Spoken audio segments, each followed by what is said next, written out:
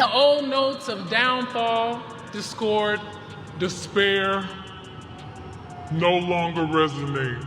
They can control Jay-Z and Beyonce. Not you, man. But they can't control me. You see, it ain't no name I won't name. I threw myself into a volcano. I drank the blood and drank the wine. I sat alone and begged and bent at the waist for God. I crossed myself and thought I saw the devil.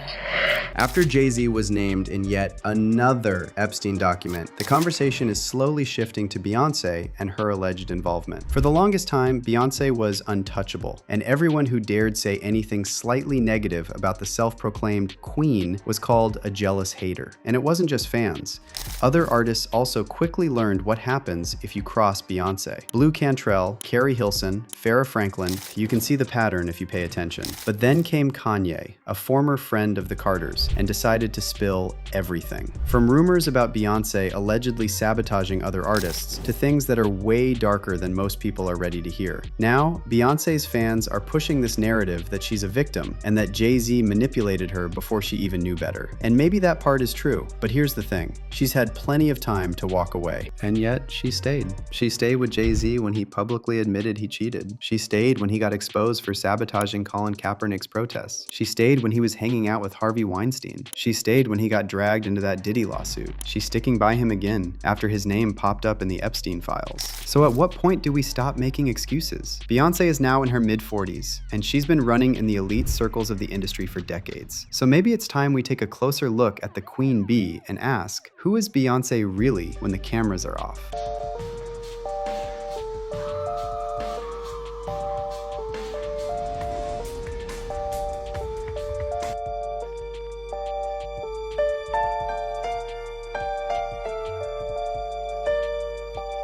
All right, let's first talk about how Beyonce's husband just popped up in another Epstein document. You've probably already heard that Jay-Z was named in that file that described an anonymous tip to the FBI from a woman who claimed she woke up in Epstein's mansion with Jay-Z and Harvey Weinstein in the room. But something else just leaked, and it might be even more shocking.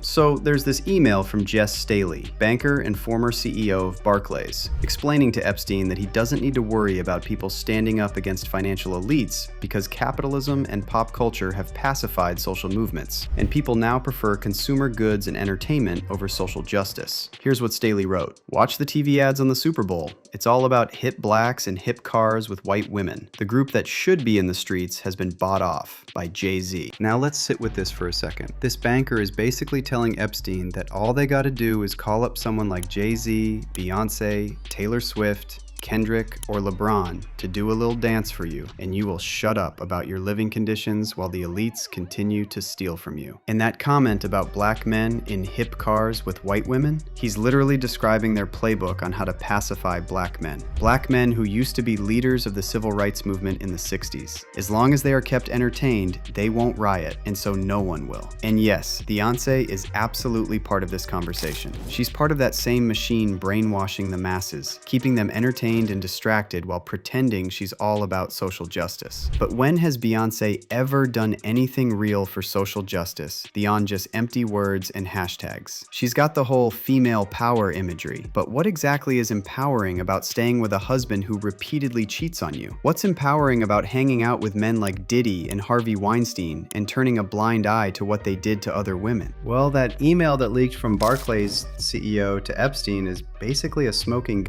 ties everything together. He's telling Epstein that the elite don't have to worry about uprisings because the people who should be rallying in the streets have been bought off by the same system they should be fighting against. And that's literally what's happening with Beyonce hijacking the social justice movement. It's all about image, making it look like she's empowering marginalized communities while working for the same system that holds them down. And that's exactly what Kanye tried to tell you when he said Beyonce and Jay-Z are nothing but controlled puppets serving the elites while pretending to be revolutionary.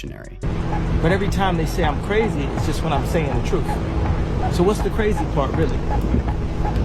What's the crazy part, really? They can control LeBron James. They can control Jay-Z and Beyonce, But not you, man. but they can't control me.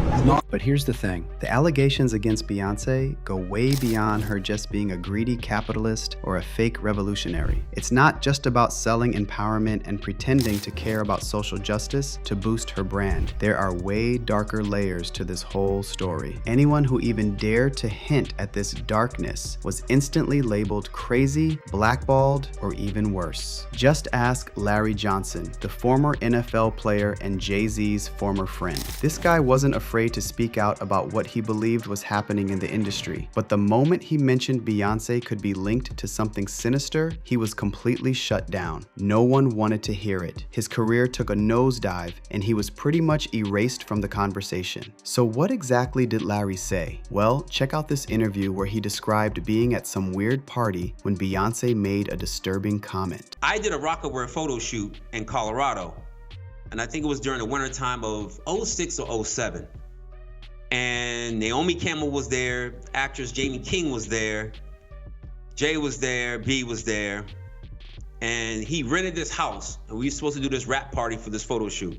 We rented this house, and we were watching LeBron play, and after the game, it had to be like 10 or 11 o'clock. So we getting ready to party. Mind you, it's all adults. There was a 13-year-old or a 14-year-old teenage Latin girl that was there, and I think she had to leave because she had school and she had to do homework, but she brought her mother with her. So it was no funny business going on, which I could respect that.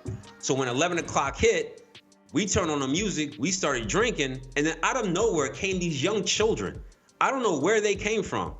For a rap party at 11 o'clock at night, drinking, loud music, and us dancing wild, like, I don't know where these kids came from. And then I happened to sit down because I was dancing with one of the assistants. And I sat next to this child, and the child sat next to Beyonce. So I hear B say something about, doesn't this look sexy, or isn't this sexy? And in my mind, and mind you, I'm not awakened as I'm awakened now. So in my mind, I'm like, what did she just say? And then I didn't pay no attention to it. And then, you know, obviously the liquor took hold of me and I had to leave. So I said bye to everybody and left. But those kids remained.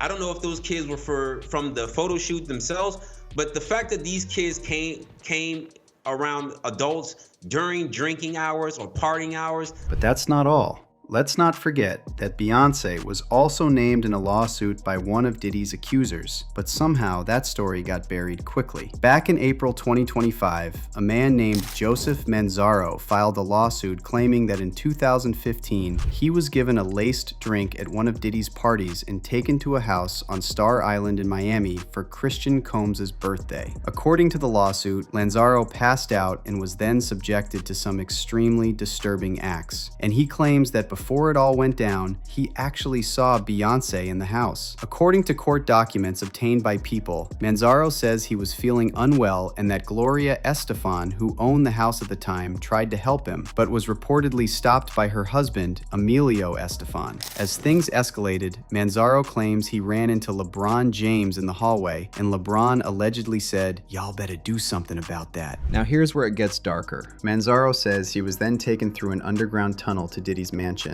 and once he regained some awareness, he allegedly found himself in a room with Jay-Z and Beyonce. That's when, according to him, Beyonce asked why there was a half-naked white man standing in front of her with an adult toy strapped to his face. And when someone responded, Manzaro was told it was a punishment because Diddy wants him to see what we do to snitches. The lawsuit goes on to describe a series of humiliating acts, including Manzaro having a black leather mask over his head, among other degrading acts. Now here's where things get even more interesting for the Carters. Jay-Z's lawyer, Alex Spiro, quickly shut down the claims about Jay, claiming he wasn't even in Miami when this alleged incident took place. But here's the weird part. Spiro didn't say a word about Beyonce, and when reporters tried to reach out to her team, they refused to comment. So why did Jay-Z get his lawyer to defend him, but not his wife? By the way, Alex Spiro was also named in the Epstein files, and someone who emailed Epstein described him as a stone-cold killer. Now let's circle back to Larry Johnson, Johnson and what he claimed to have witnessed at that party. It's really interesting when you compare what happened to Larry with what happened to Kanye. It's almost the same playbook, and it ties right into what Kanye has been saying about Jay-Z and Beyonce being controlled puppets. See, just like Kanye, Larry was also close to Jay-Z for years. He was in the circle,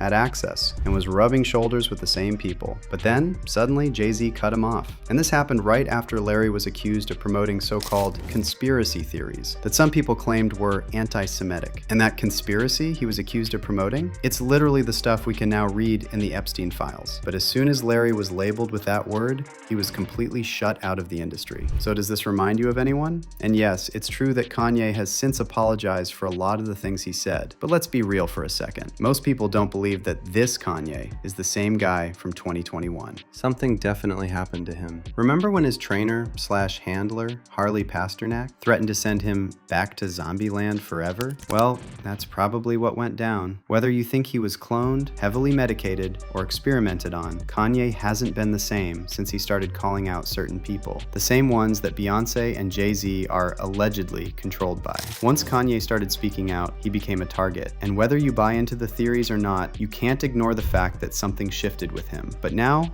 I want to hear your thoughts on Beyonce and her role in all of this. Is she really just a clueless victim like her fans claim? Or is she way more deeply involved than people realize? Drop your comments below and stay tuned for the next video.